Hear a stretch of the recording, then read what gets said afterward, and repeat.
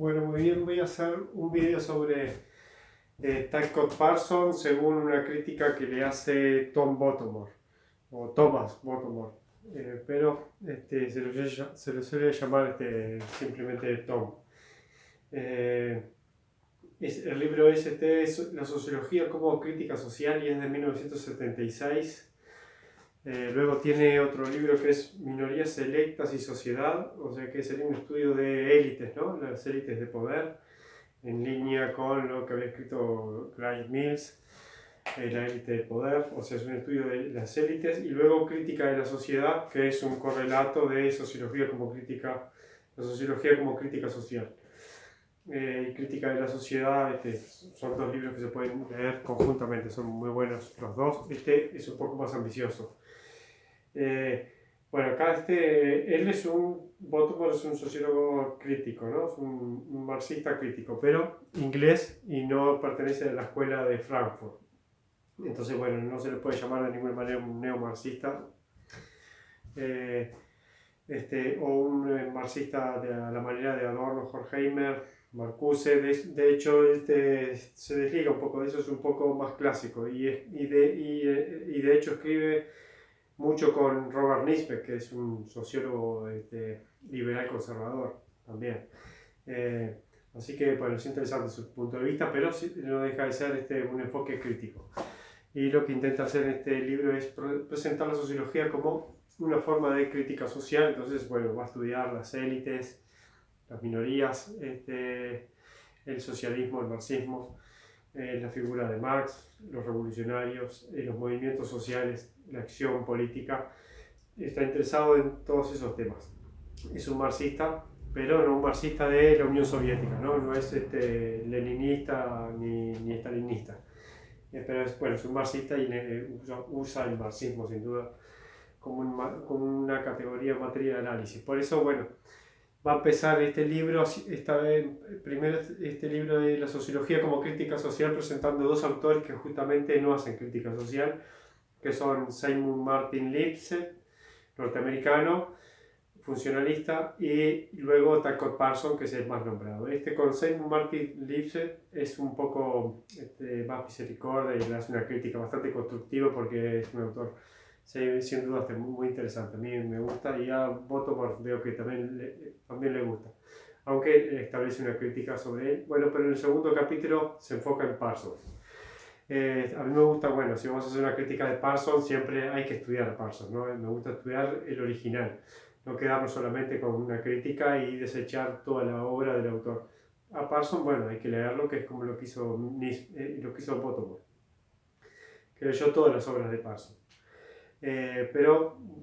Bueno, es un autor un poco abstracto y ahora lo vamos a ver por qué, y fuera de este mundo. Lo primero que va a decir Bottomore, y como crítica a la sociología de Parsons, es que es una sociología fuera de este mundo, ¿no? La sociología de Parsons fuera de este mundo, y luego va a explicar por qué. Bueno, ¿por qué? Porque es ahistórica, no le interesan los temas reales, concretos, los problemas sociales de la vida norteamericana ni el resto del mundo, y se enfoca siempre en teoría, puramente en análisis teóricos, abstractos, y hasta va a concluir el autor hasta simplistas. Así que bueno, por eso le dice fuera de este mundo, no está vinculado casi a ninguna causa política, cultural, ni siquiera milita el conservadurismo. Él lo califica como un sociólogo conservador, pero tampoco es un militante del conservadurismo, como sí lo son muchos autores que militan el conservadurismo.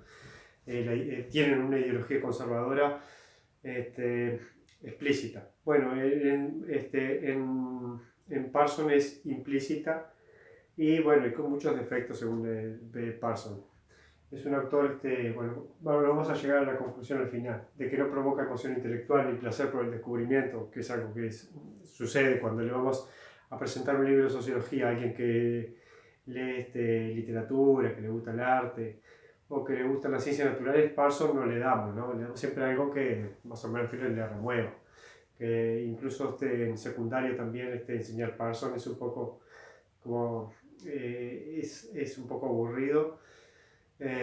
Claro, no es lo mismo que enseñar Simmel o Mills, que tiene genera enseguida una empatía. Bueno, Parsons es bastante oscuro, según este autor, y también lo puedo decir yo, también leyéndolo. Y si no es oscuro, es hasta superficial en algunas cosas, pero aún así, bueno, deberíamos encontrar a alguien que sea un parsoniano verdadero, que le encante Parson, y bueno, vemos a ver si realmente nos convence, ¿no? Bueno, así que dice Baltimore que Parsons sintetiza 4 autores, el pensamiento de 4 autores, y ahí surge su teoría de la acción social, que es una teoría que él califica conservadora en su enfoque de la sociología como crítica social. No es una sociología como crítica social, y se inscribe dentro del conservadurismo versus el radicalismo, su teoría, ¿no?, de la acción social. Y utiliza, bueno, estos 4 autores. Alfred Marshall, el cual no he leído a este autor, me encantaría leerlo. Pareto necesita un capítulo aparte, y Durkheim y Webber son mucho más conocidos. Estas son las 4 síntesis, los 4 autores que toma Parsons para generar su teoría de la acción social, y él escribe Estructura de la acción social, su gran libro inaugural en 1937. ¿Qué es lo primero que encuentra Baltimore como un historiador de las ideas, y también Nisbet, otro autor? Porque claro, con Nisbet también tienen el libro Historia del Análisis Sociológico, que es muy leído, es un gran libro, que él escribió un libro sobre el marxismo y sociología, y luego escribieron con Nisbet uno que es no solo la introducción y la compilación, sino que también escribieron otro sobre el estructuralismo. Son grandes historiadores de las ideas, que es algo que no es Talcott Parsons, no estudia las ideas. Por eso el primer defecto que él le ve a Parsons, que adopta una... Voy a ver si estoy grabando, perdón. No tengo asistente, tengo que controlarlo.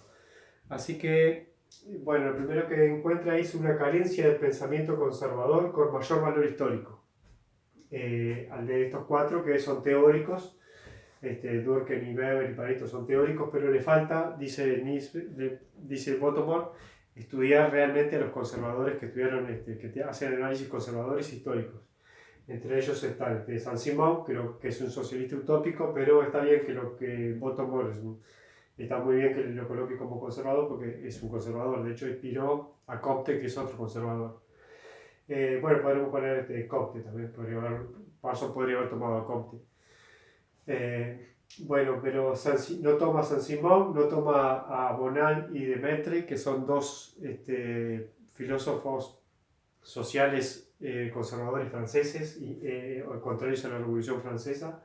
No toma a Tocqueville ni a Spencer. Entonces ahí ya encuentra la primera falla, de que no hace un análisis, no adopta un conservadurismo histórico que le hubiese venido muy bien a su teoría para que no sea tan abstracta, confusa y en último término superficial. Porque podría ser, claro, una gran teoría reveladora, casi inspirada por Dios, y que no tome en cuenta los hechos históricos, pero no es el caso, ¿no? No es el caso de Talcott Parsons.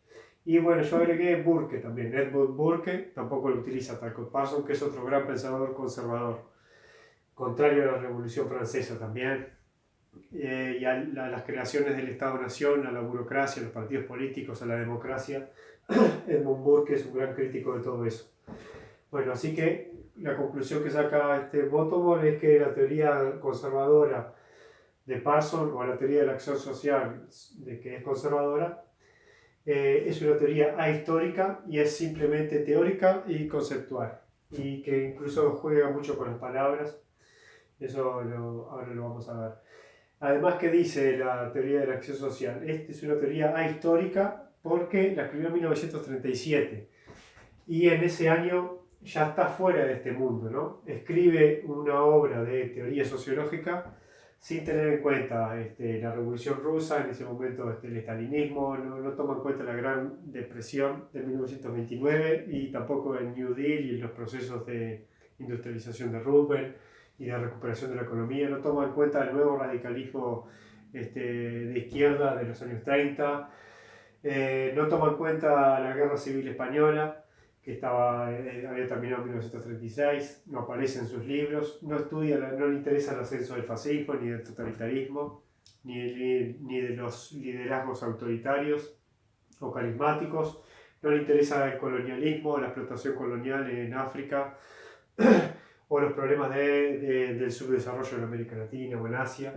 Y sin embargo, bueno, escribe en 1937, pero no le interesa nada de esto. Entonces, por eso él la califica de teoría histórica.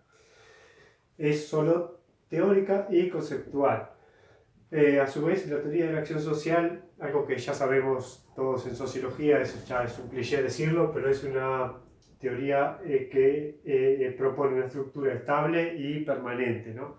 Por eso le decimos conservador. Está muy enfocado siempre en la integración, el consenso, y cuando hay un conflicto, en la adaptación y la incorporación de ese conflicto al sistema cultural, social, o al sistema social en general, para generar una adaptación que haga que el sistema perviva. Entonces propone siempre una estructura estable y permanente donde el conflicto, por ejemplo el conflicto del ascenso del fascismo o el colonialismo, los campos de concentración, la dependencia colonial, todo eso no entra en su estudio, ¿no? Estudia solamente una estructura estable y permanente que se puede aplicar a Estados Unidos, en el que podemos decir que hay como un fin de las ideologías, ahí se produce el fin de las ideologías,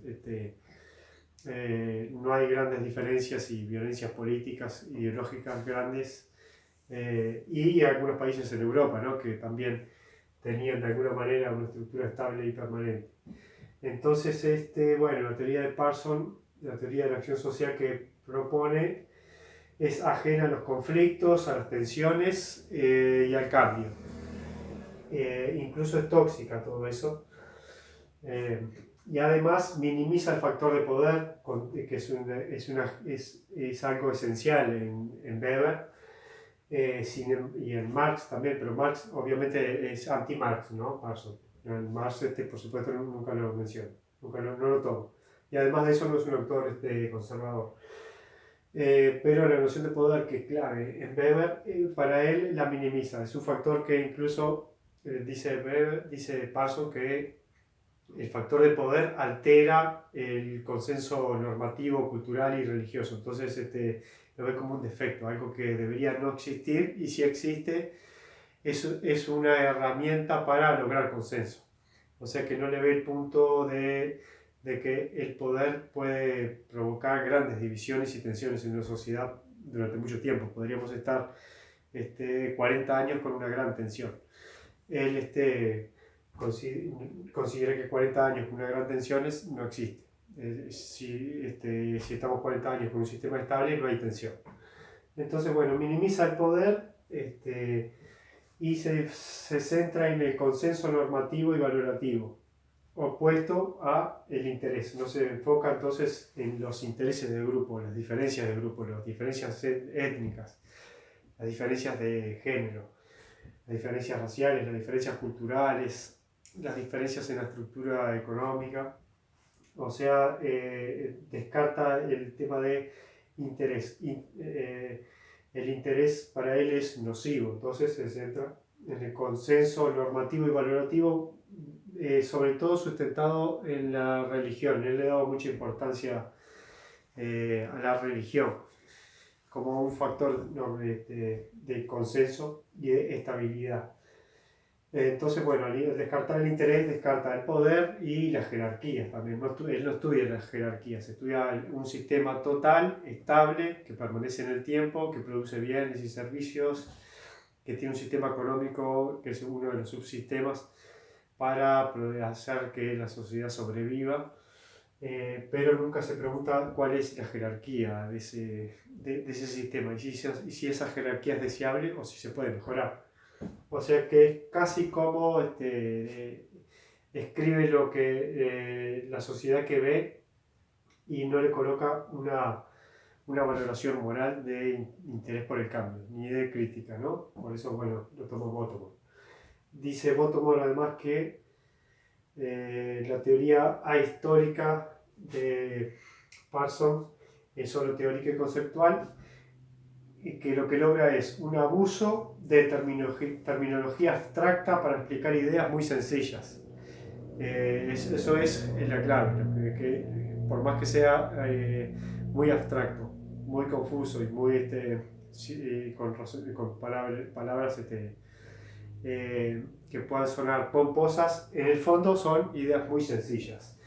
El lenguaje corriente es trivial, dice Bottomore. Si transformamos sus grandes párrafos, los párrafos de Talcott Parsons, del sistema social, por ejemplo, en 1950, o teoría de la estructura social, agarramos un párrafo muy grande, si lo transformamos en un lenguaje corriente, lo que dice es sumamente trivial. Está diciendo que los desviados son los que no entran en un sistema normativo común con valores culturales compartidos, y evidentemente esa persona es rechazada por ese sistema social que tiene acuerdos culturales, y el desviado se aparta, digamos.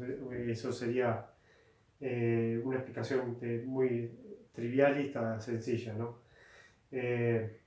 Luego, el que hace mucho, el que se burla un poco de esto es en la imaginación sociológica, es Charles Gray Mills, que escribió que dice Mills que el sistema social, que es de 1951, las 555 páginas, dice él, un poco irónicamente, se puede reducir a 150 muy simples, ¿no? Las reducirías a de 555 a 150, y esas 150 serían como demasiado simples. Las leerías y te dirías que es lo que leí, ¿no? Al final.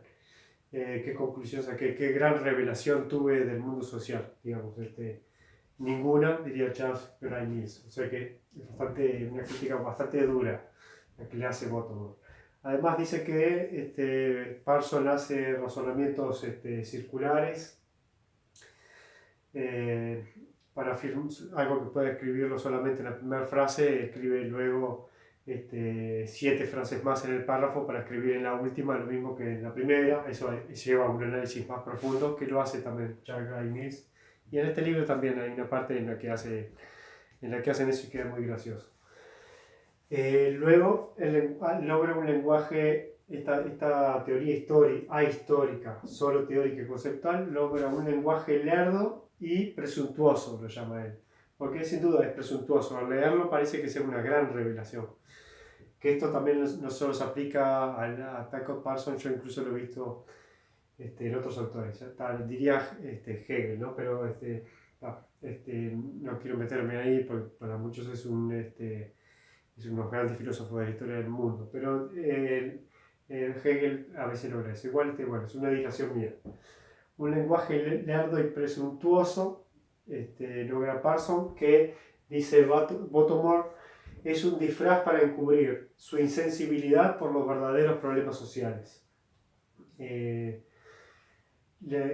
Bueno, los problemas sociales, vamos a volver al problema social más luego. O sea que, bueno, es un disfraz para encubrir su sensibilidad o desapego o desinterés por los verdaderos problemas sociales. Y eso a su vez hace que la sociología de Talcott Parsons no provoque emoción intelectual ni placer por el descubrimiento. Y además produce elaboradas tipologías y estructuras, que son los que más sirven, digamos. A mí me han atraído muchas estas elaboradas tipologías de estructuras. Incluso me he tratado de memorizar algunas para usarlas.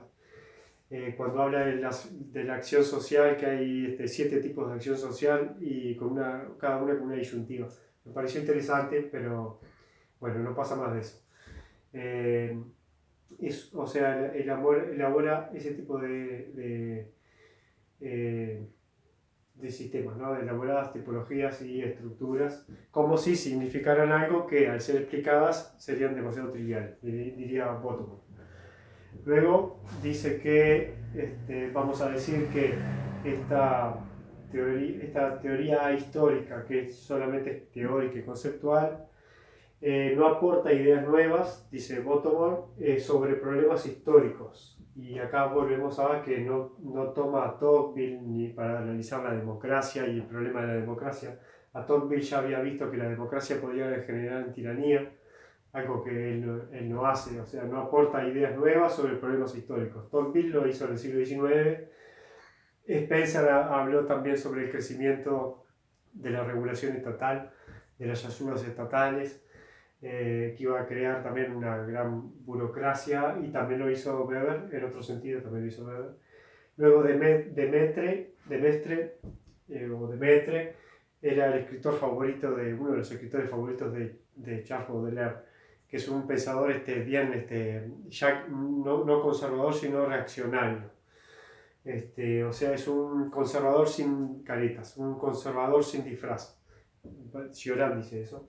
Pero un reaccionario es un conservador que se saca la máscara. Bueno, Demetre es un gran reaccionario, pero aporta ideas nuevas, ¿no? Porque ataca la Revolución Francesa, y a la Revolución Francesa, que crea un Estado-nación, le opone el antiguo régimen. Una idea bastante...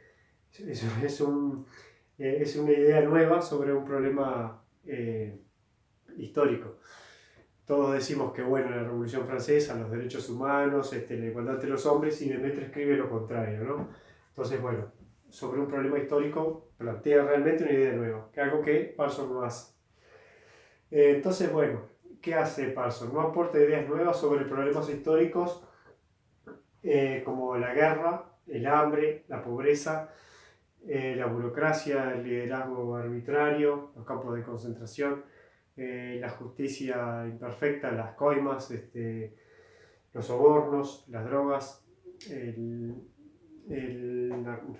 narcotráfico. Bueno, todos esos temas igual todavía no eran tema en ese momento. El abuso de poder y la injusticia. La injusticia lo puse entre comillas, ¿no? Porque, bueno, el concepto de justicia es algo que cada uno más o menos no tenemos, pero Parson tampoco parece tener una idea de justicia, ¿no? Es como justamente está fuera de este mundo. Sobre, bueno, los problemas en la ciudad, los problemas de la clase obrera, o los problemas de salud, la contaminación, el hacinamiento. No le interesa nada de eso. No aporta ninguna idea nueva sobre esos problemas históricos, dice Bottomore. Y en efecto, al leer a Tycho Parson es lo que tenemos. Una vez le dije a un librero que no le gustaba Parson, que le dije, bueno, sí, a mí tampoco me gusta porque es muy abstracto, le dije yo, y él no había entendido por qué, porque para él no era abstracto, para él era conservador y muy claro, muy explícito, defensor de Estados Unidos, del imperialismo, no era abstracto. Y bueno, justamente le expliqué esto, le digo, no, lo que encuentro es que todavía no está el hombre ahí, no están los problemas verdaderos de la sociedad, en la sociología de Parson. Eso fue lo que le expliqué, que bueno, la verdad he quedado pensando un poco, porque claro, él asocia Parsons a el imperialismo norteamericano, triunfante en la Segunda Guerra Mundial, exportador de una ideología, que es una ideología capitalista, antimarxista. Hizo todo ese análisis, que es más extra Parson que Parson mismo. Porque Parson, claro, no escribe ideología conservadora explícita, ¿no? Es lo que tiene. Y tampoco usa la biología, porque hay muchos conservadores que son reaccionarios, que usan enfoques que se pueden llamar biologicistas, evolucionistas, darwinistas sociales, como Spencer. Eso tampoco lo hace Parson. Es interesante también verlo en ese punto de vista. Es abstracto puro, ¿no?